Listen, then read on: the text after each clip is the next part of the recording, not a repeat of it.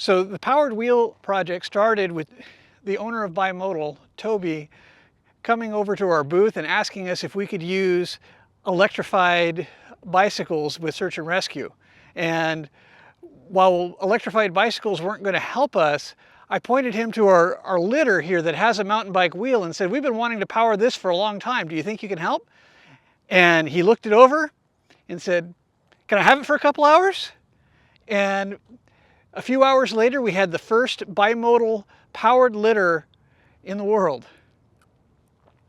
And since then, we put it into field use. It makes a huge difference. Normally, it would take us 6 people, 2 people, 1 person front and rear, plus a whole 4 harness of people in a mule team to carry the litter up the hill with a patient in it. Now with the powered wheel system, we can throw our gear on at the beginning and we can move just as fast as our hasty team with only 2 people.